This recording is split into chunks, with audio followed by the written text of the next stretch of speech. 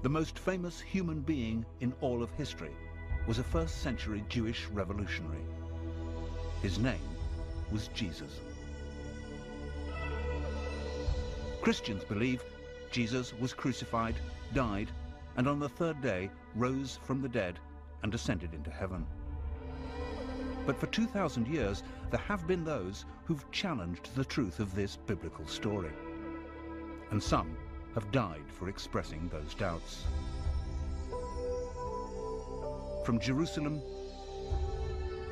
to the villages of southern France, from the wildness of distant Kashmir to the exotic Philippines, we shall try to solve this 2,000-year-old mystery. We'll take a journey that asks, did Jesus really die on the cross?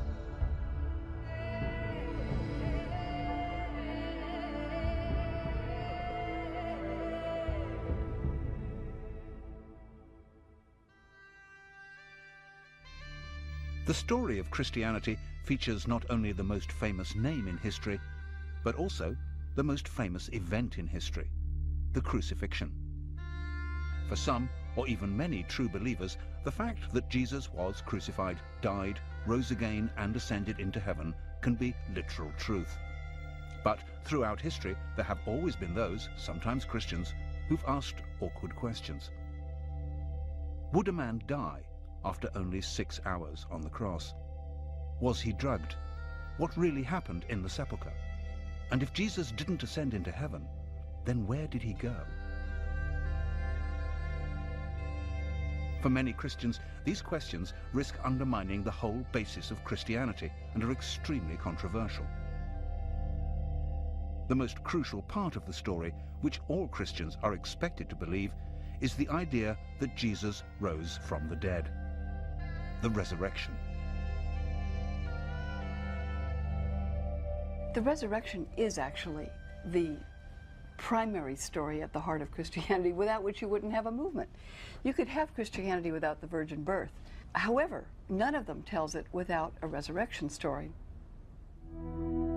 Despite the best efforts of the Church, the resurrection of Jesus and his later ascension into heaven have, for 2,000 years, been fertile ground for heresy.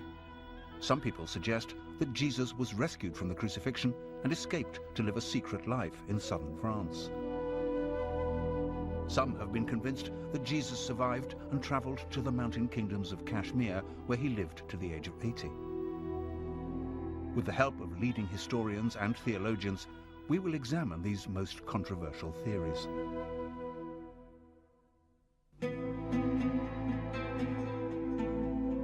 To understand what happened to Jesus after the crucifixion, we need first to look at the facts of his life.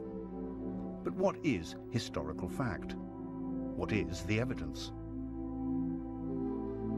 Almost all we currently think we know about Jesus comes from the four Gospels: Matthew, Mark, Luke, and John. But Matthew and John are the only Gospel writers who were members of the 12 disciples, the only ones who could have been present at the events they describe. The four Gospels were all apparently written between 40 and 100 years after the crucifixion, which Roman history tells us happened around 30 AD. But despite the fact that we know them by those four names, modern biblical scholars cannot be absolutely sure who really wrote them. Originally, all these Gospels circulated anonymously. There were no names attached to them until almost 200. And the Christian theologian who came up with the idea of having a New Testament was roundly condemned as a heretic. Whoever did really write the four Gospels, the description of Jesus' death in all of them is brutal.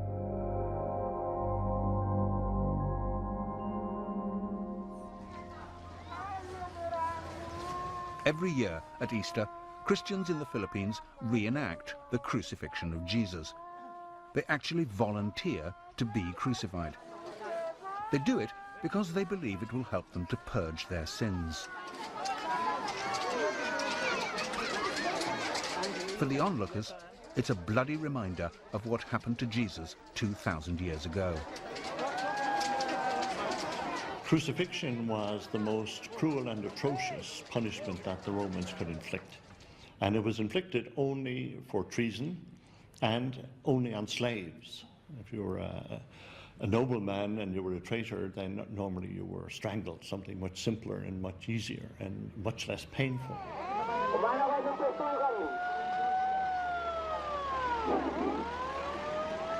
After condemnation, the cross beam, was strapped to the shoulders of the criminal, and he paraded through the streets with his arms stretched out. At the place of execution, then, nails were hammered into the hands and the feet. In the Philippines, they do use real nails. They do experience the real pain that Jesus felt.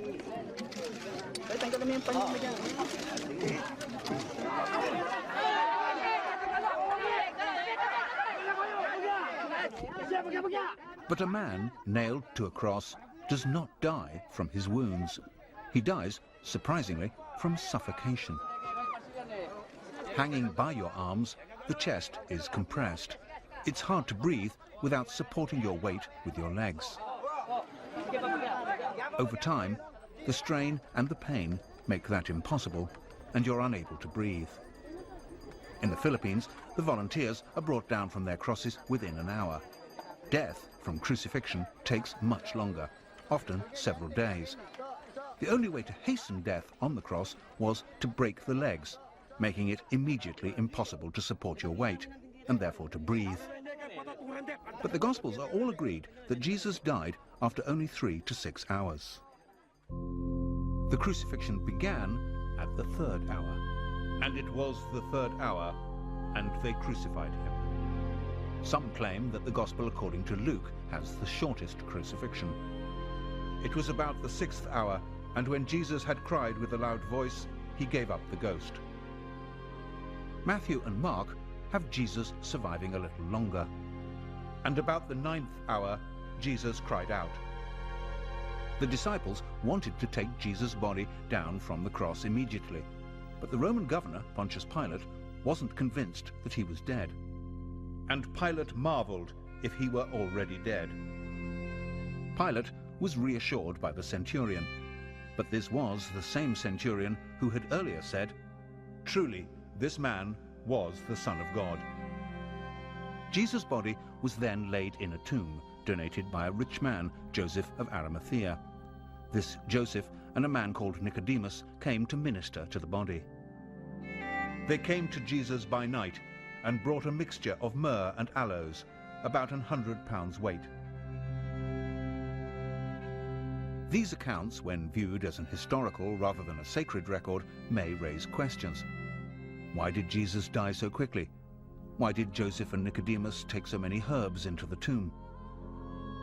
So it's perhaps not surprising that some people have even dared to ask whether Pilate was right to have his doubts, whether Jesus really did die on the cross.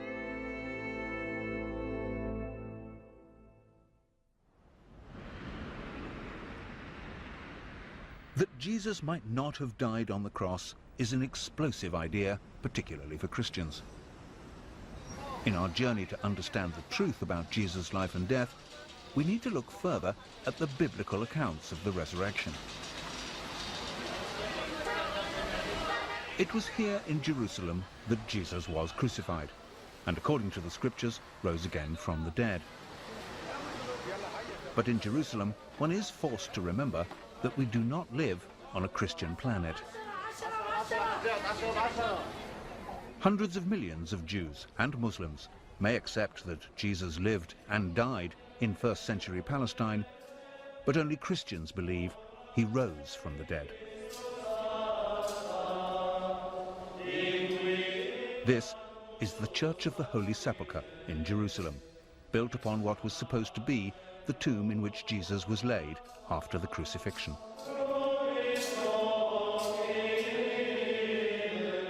This, according to devout Christians, is the exact site of the resurrection. And if anything can be described as the cornerstone of the Christian faith, it is the resurrection. The resurrection of Jesus, as far as all the Christian churches are concerned, is absolutely fundamental to the faith. There's no question, in my mind, that it's ever going to be changed. The resurrection may be fundamental to the faith, but in our examination of what really happened, it's hard to find solid historical evidence.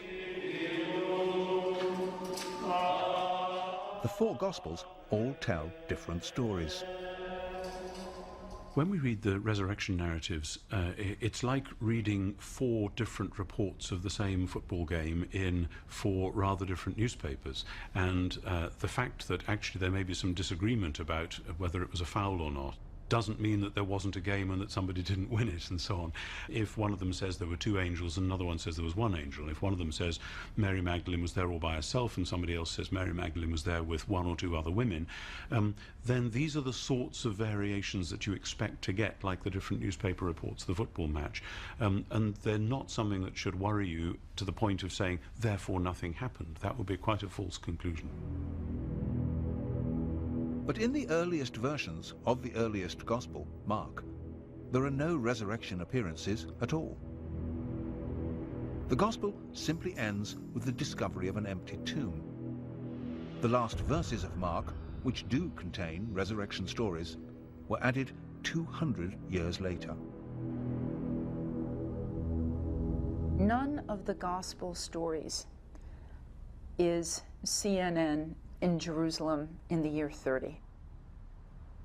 The Gospels are written in the form of historical biography, so many people have assumed that they are exactly that. But that's not actually what they are. They're written to demonstrate to people the importance and the meaning of Jesus and his teaching. That was what they're for, and they do that very well. But they're not primarily interested in what actually happened back there. Matthew and Luke do have resurrection appearances, but they don't agree about the details. In Matthew, Jesus meets the women near the tomb and then meets his disciples just one time, and that is on a mountain in Galilee. In Luke, Jesus meets two unnamed disciples who do not recognize him, and then with the 11 remaining disciples before leaving them in a village outside Jerusalem. The last Gospel, John, has many different resurrection stories. For many modern scholars, these variations suggest that the stories were not written to tell of a miraculous event, but with an entirely different and political motive. For it was the supposed witnesses of the resurrection who became the leaders of the early church. Even to this day, the Pope claims his authority in a direct, unbroken line of ordination from Peter, the first disciple said to have seen the risen Christ. Some scholars go so far as to suggest that the story of the resurrection was also created as an extraordinary psychological tool to bring in new converts. If it hadn't been for the resurrection of Jesus and his rising from the dead, victorious from the dead, we wouldn't be celebrating Christmas. It's a bit like when you go into the army, the first thing we want is to take over your body. So symbolically, let's say we're going to shave all your hair. As long as you give in on this, we got you. We got your body, which is what we want. In one sense, sometimes the churches, some churches at least, do the same. We're going to tell you something unbelievable that you got to believe. When they could just relax. If you believe it, then you will believe that they alone control heaven, that without them you cannot get into heaven, and then they've got you. You've left your brains in the parking lot. That's a statement that may be offensive to many Christians. It would certainly be offensive to the worshippers at the Toronto Airport Church, who take their belief in the literal truth of the resurrection of Jesus very seriously indeed. Well, I hear you singing in the streets, now Jesus is alive. All creation shouts aloud that Jesus is alive. For these Christians, the risen Christ is an active part of the church, and they believe that in 1994, Jesus blessed their church with a miraculous healing mission. For 1 minute, in the spirit for 1 minute. Since then, thousands of churches around the world have claimed to be touched by what became known as the Toronto Blessing. Glory is coming into the room. Hey, glory is and in Toronto, in a splendid new church built by contributions from the faithful, the congregation continue to celebrate their belief in the resurrected Christ. Well, be blessed. Here, on an almost weekly basis, they claim that their faith has the power to miraculously heal. So God's going to heal you right now. There it goes, and the neck is healed in Jesus' name. Don't you like it?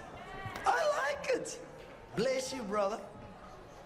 Today, it seems to me that there are many people who will strongly defend the literal truth of the resurrection.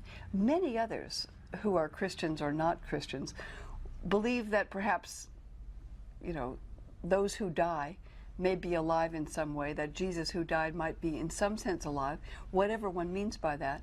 And there are many others who take it as an image of hope, because after all, talking about the resurrection of Jesus has a great deal to do with what we think about life after death, or for that matter, our own prospects. The problem for the church in the 21st century, in a technological and secular age, is that some people find it hard to believe in the literal truth of the miracles, let alone the miracle of the resurrection. Since the 18th century, we've lived in a climate where people have distinguished between faith and belief. So the whole effect of science on religion really has been to throw religion back, to prove what we can believe in. But week in and week out, congregations gather in Christian churches and recite together an ancient creed, from the Latin word credo, meaning I believe. We believe in one God, the Father, the Almighty. We believe in one God, the Father, the Almighty. For our sake, he was crucified under Pontius Pilate.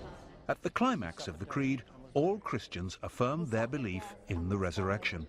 On the third day, he rose again, in accordance with the Scriptures. He ascended into heaven and is seated at the right hand of the Father. He will come again in glory to judge the living and the dead.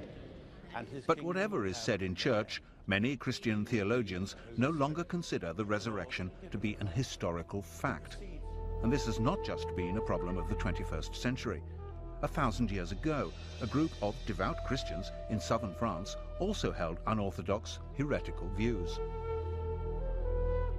In the 11th and 12th centuries, the Cathars, a deeply religious group, believed that all material things were the work of the devil. They saw Jesus as an angel, who certainly could not have been physically crucified, and certainly would not have been resurrected as a physical body. It was actually in response to the Cathar heresy that the Church created the Inquisition.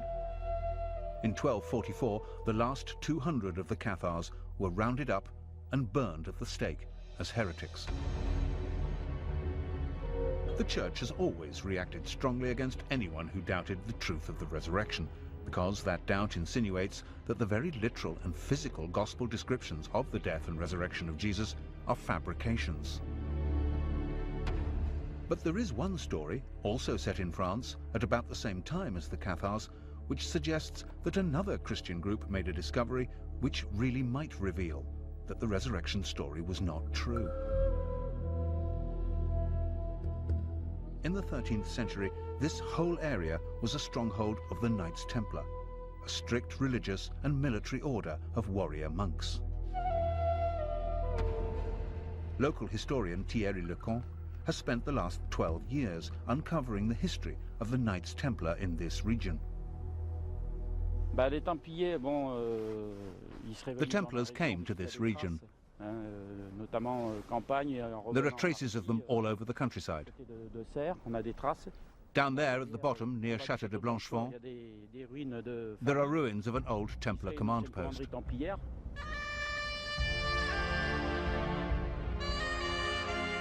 The Knights Templar were committed to poverty, chastity, and the protection of pilgrims en route to the Holy Land. But their main purpose was to keep Jerusalem and the holy sites of Christianity free from the forces of Islam.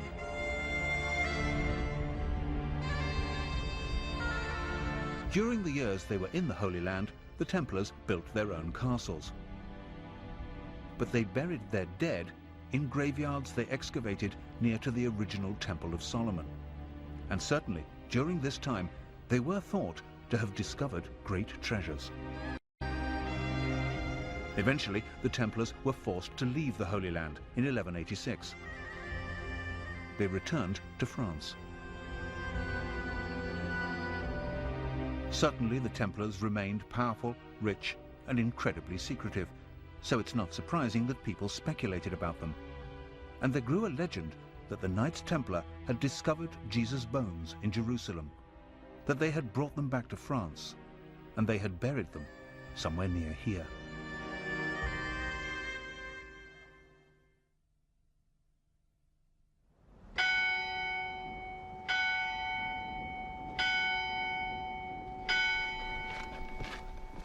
The legend that 1,000 years ago the Templars might have found an ossuary box containing Jesus' bones has led modern scholars to a small church in the village of Rennes-le-Château.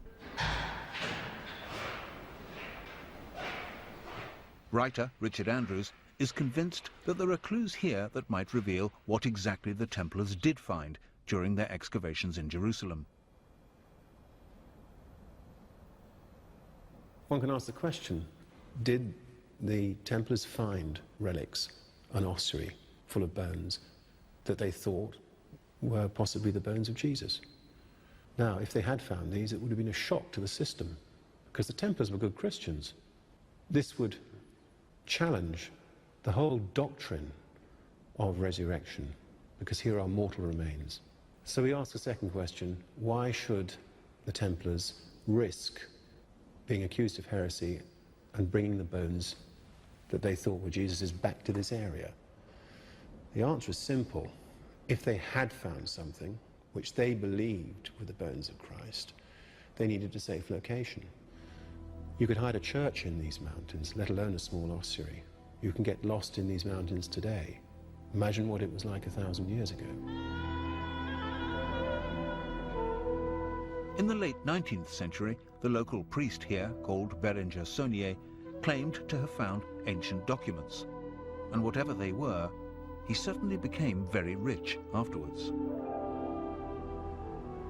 Richard Andrews has found clues among these parchments using elaborate geometry and transferring symbols from ancient paintings onto equally ancient maps, all in the hope of finding a Templar treasure trove. The clues that we found point to a map in the form of a hexagram, which is also known as the Seal of Solomon, but it is the Star of David. This map points to a specific site. Now we know that the priest, Bérenger Saunier, became fabulously wealthy, but we are sure that he didn't actually find what he was looking for. We can deduce, perhaps, that Saunier received money from patrons to look for a location in the area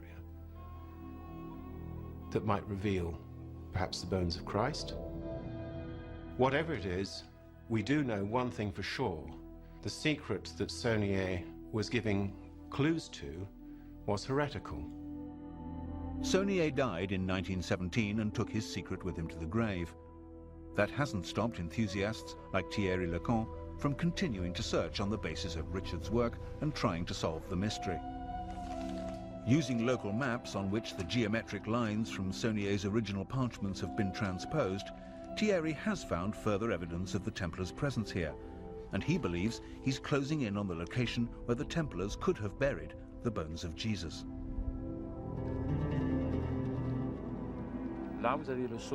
There you have the summit of Mount Cardu, and there are two cedars there, about 10 meters distance between them.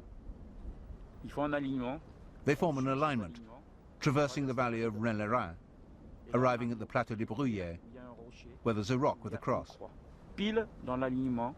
I lined up the compass. I took a long time and I made a lot of mistakes, but I was convinced I'd find something, a cedar or another cross. And then I found a cross.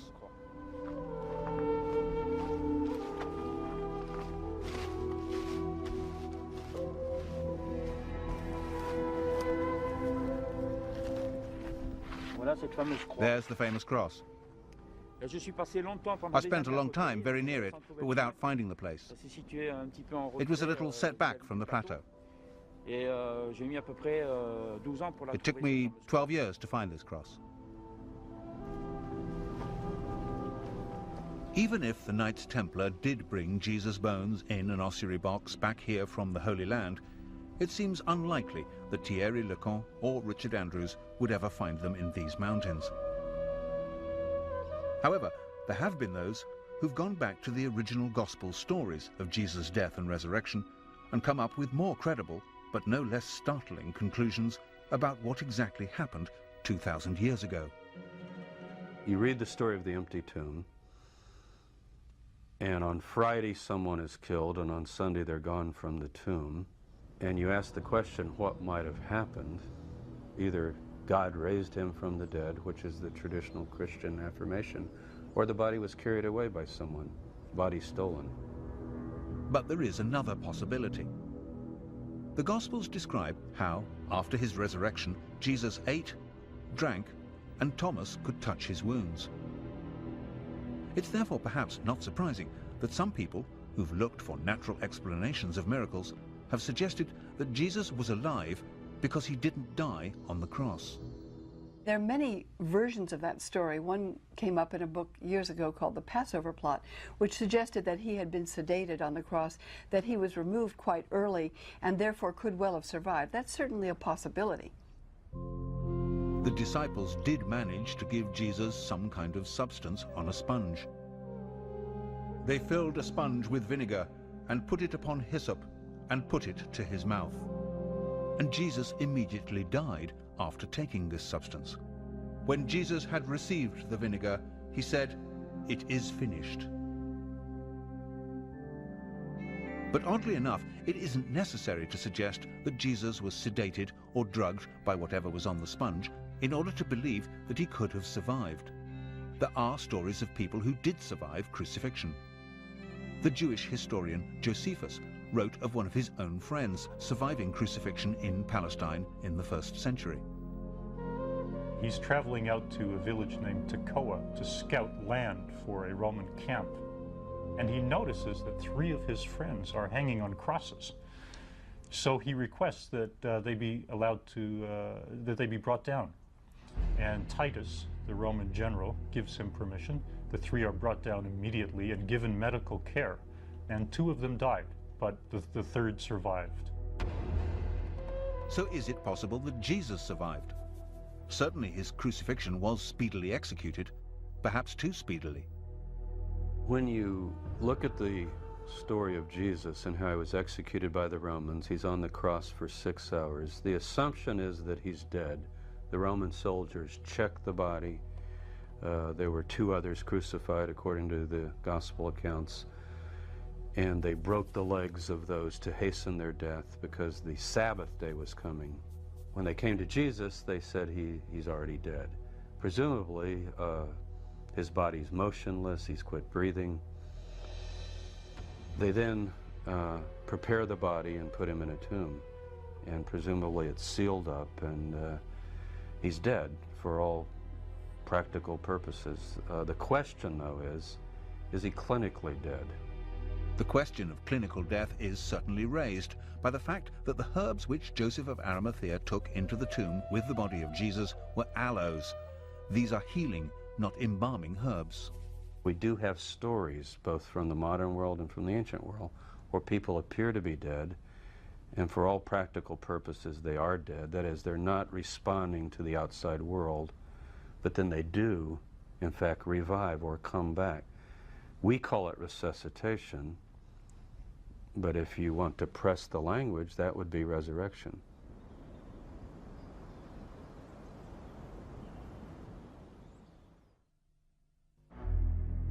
The idea that Jesus might have survived the crucifixion rather than risen from the dead seems provocative.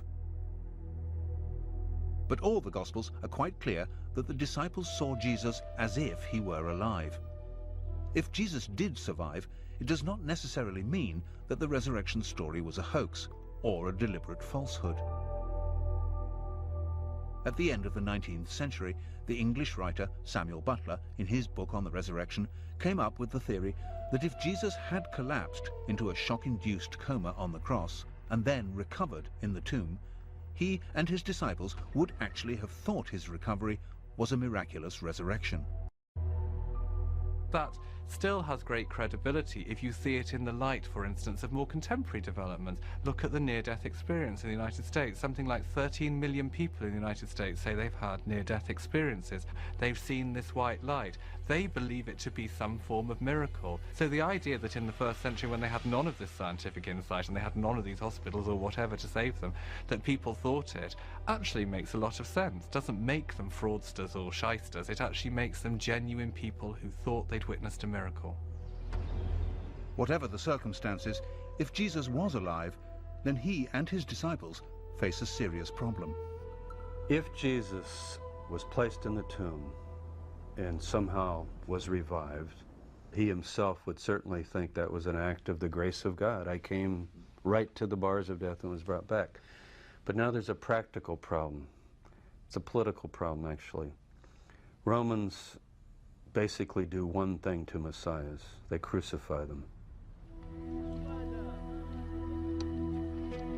If Jesus did indeed survive crucifixion, either through resurrection, as the Bible tells us, or more controversially, through resuscitation, then he is once more a condemned man.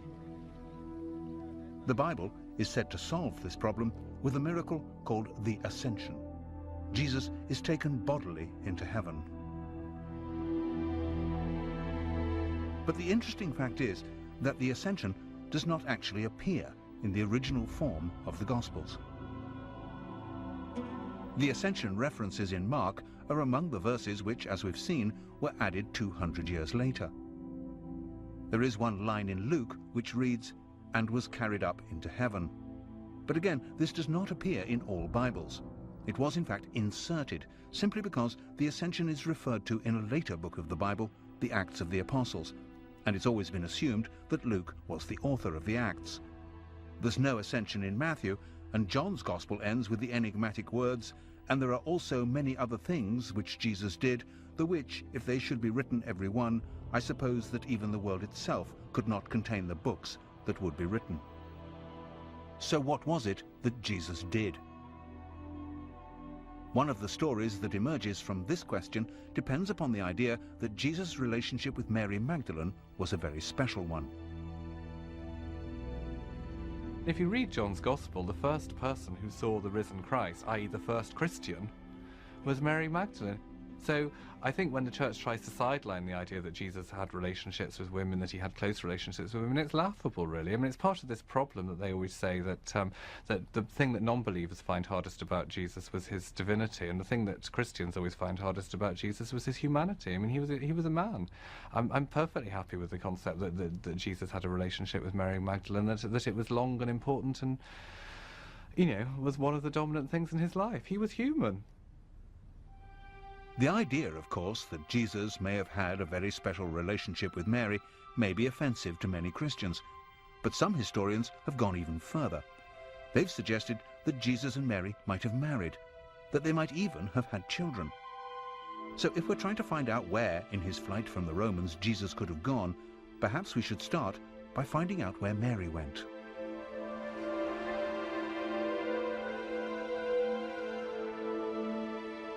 There is a tradition that some years after the crucifixion, Mary Magdalene came to the Camargue region of the south of France. Here she lived and died, and the Basilica Sainte Marie Madeleine is a shrine to her memory.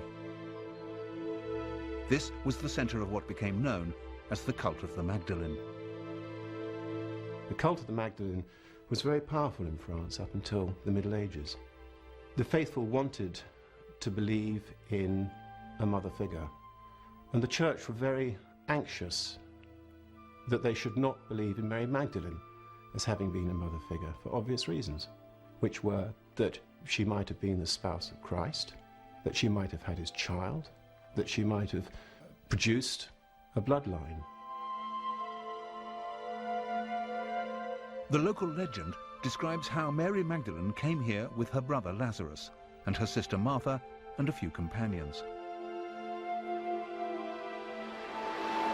If the relationship between Jesus and Mary was as close as some sources suggest, perhaps one of those companions, traveling incognito for fear of arrest by the Romans, was Jesus himself. Jesus could have taken ship at Caesarea or one of the smaller ports up the Syrian coast, and he could have left for another life. And he could well have arrived, as a lot of people believe, in this part of France and begun a new life. He could even have brought his family with him. So these stories could have a historical foundation. After her death, Mary Magdalene's relics were placed in a sarcophagus and then hidden. It was not until 1279 that they were rediscovered, and this basilica was built for their safekeeping. Sealed within the crypt, in the center of the church, is what is claimed to be the skull of Mary Magdalene.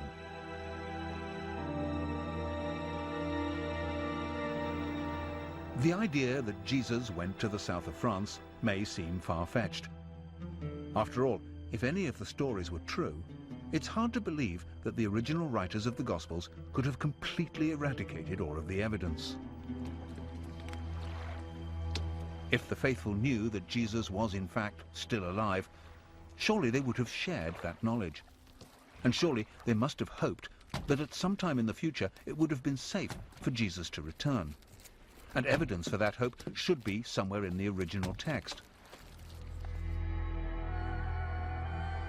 The disciples were expecting Jesus to return. They were expecting what has become known as the second coming.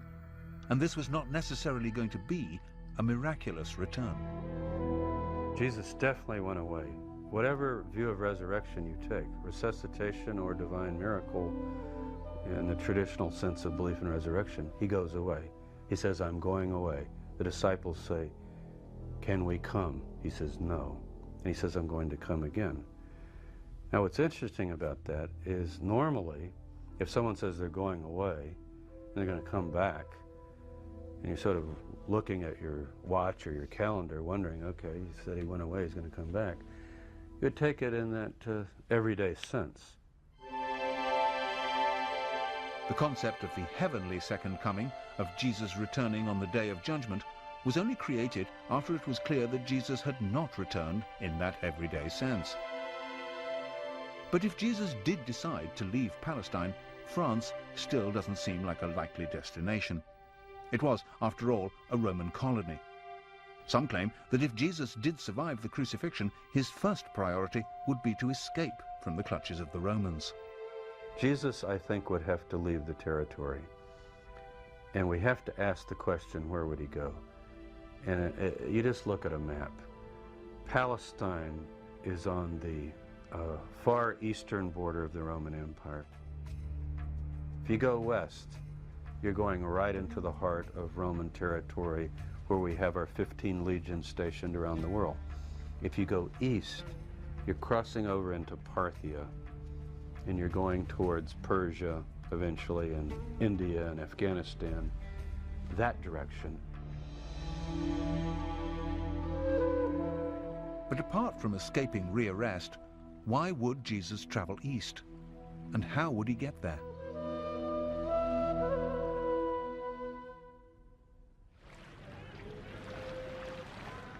If Jesus did want to travel east, away from the Roman Empire, the journey from Israel was surprisingly easy by land or by sea, on the Silk Route or the Spice Route. It's an accepted fact, for instance, that the disciple Thomas traveled to India and founded a Christian church there. The great tradition of the Indian church is that it was founded by Thomas the Apostle. To travel to India would be no problem. He just had to go down to Gaza and link up with one of the spice trains returning, and then from Yemen get a boat to India. It would have been a very simple, easy procedure that was done regularly. And there's another reason why Jesus might have been tempted to go east. But to understand that, we have to go back to the year of his birth. We all recognize the story in Matthew's Gospel of the 3 wise men from the east who followed a star and presented themselves and their gifts to the baby Jesus. What we perhaps don't recognize immediately is the similarity between this story and the traditions of a religion that is 500 years older than Christianity: Buddhism.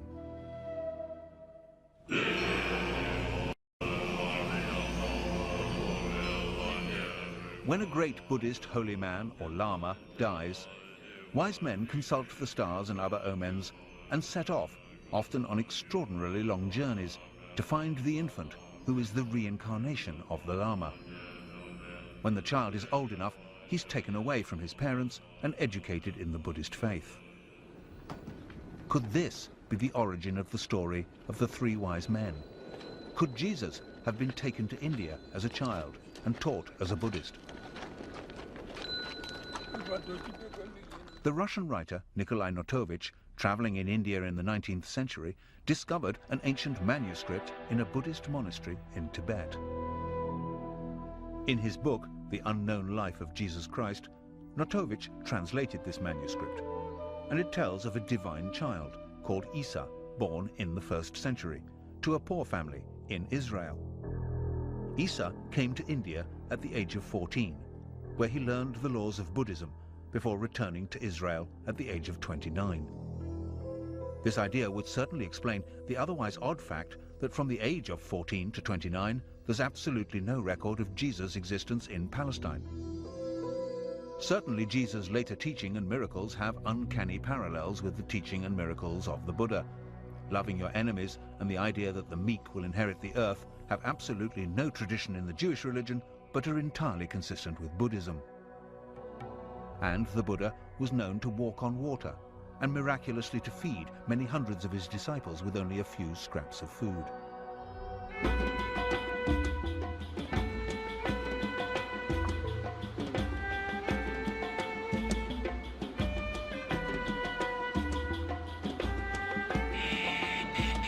But if Jesus traveled or returned to the East, surely there would be legends like those in the south of France to support the idea. And of course there are such traditions. The people here in Kashmir call their tribe Ben-e Israel and claim to be descendants of the lost tribes. And here there are stories that the 1st century preacher, Isa, known locally as Yusasaf, meaning leader of the healed, returned to Kashmir in his 30s.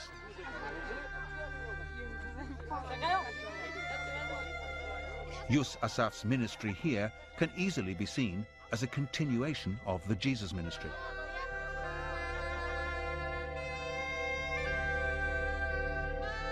And in a local temple called the Temple of Solomon, there used to be an inscription which told of Yusasaf's claim around the year 50 AD to be Jesus, the prophet from Israel.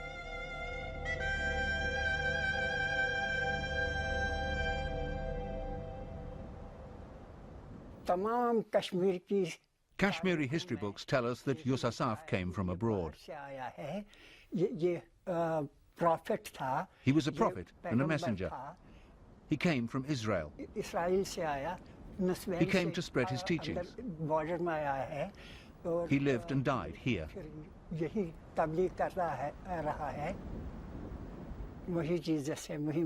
He is Jesus. He is Isa. The meaning of Yusasaf is the healer.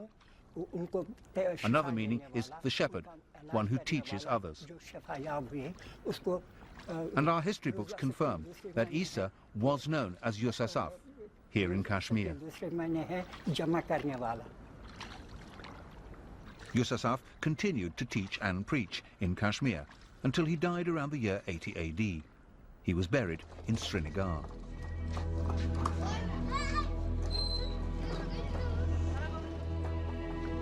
And this, they say, is Yusasaf's tomb. The first building erected around this site was built in 112 AD. In fact, it's now a shared gravesite. In the 15th century, the Islamic holy man Syed Nazir ud-Din was also buried here. Although both gravestones under the cloth point north-south in the Islamic tradition, the body of Yusasaf is buried beneath in a grave dug east-west in the Jewish tradition.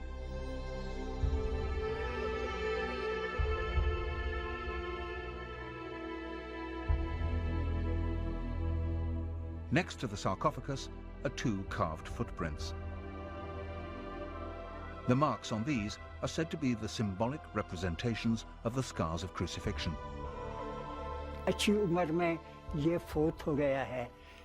The footprints were carved as a sign. The scars are clearly visible, received when he was nailed to the cross. They show that this is the same person who came from Israel and that he lived and died here. You won't find any footprints like these anywhere else in Kashmir. We don't have that tradition. The position of the scars, just behind the toes, do not match each other, but they would align if a single nail was driven through both feet, with the left foot placed over the right.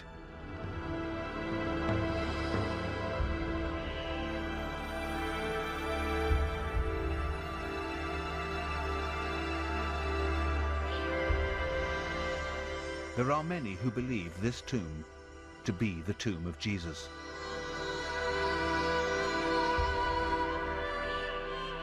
If this is the tomb of Jesus, then he spent most of his life in the mountain kingdom of Kashmir.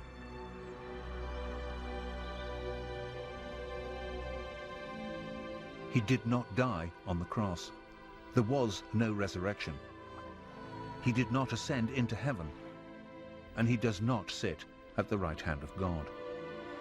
For many Christians, this would be the end of Christianity as we know it. But for some, the original story would still have a poetic power. For me, the resurrection is about death. The two things that will happen to us all in our life is that we'll be born and that we'll die. They're the two things we know nothing about. And we have this great void before and we have this great void afterwards. So any system of belief, any religion, any church that set itself up has always had to have some concept, some way of dealing with death. So in Jesus' resurrection at the end of the Easter story is the symbolism of our own resurrection, of our own new life. That in many ways is the great strength of Christianity, and I think to kind of get away from it, to get away from that incredibly powerful symbolism of the resurrection that touches each and every one of us because of the reality of what will happen to us, and start debating whether, you know, bones in a tomb matter or whether it actually happened, completely misses the point of Christianity. And there will always be those for whom none of the inconsistencies and anomalies in the Gospels mean anything. For them, the story still has the hallmarks of truth, of gospel truth. I understand that people find it difficult to believe because we know these things don't happen. If you think that you've just seen somebody who was dead, now alive again, you say, well, take 2 aspirins and lie down and it'll go away. And the thing was, it didn't go away. And what we have in the Gospels is not stories of people saying, well, of course, here he is, he's alive again. We have stories of people saying, what do you mean? Don't be silly, that can't happen. They knew as well as we do. And yet, right in the heart of it all, they come back and say, it really has happened, it's completely blown us away, it's changed our worldview, and it's gone on changing people's worldviews ever since.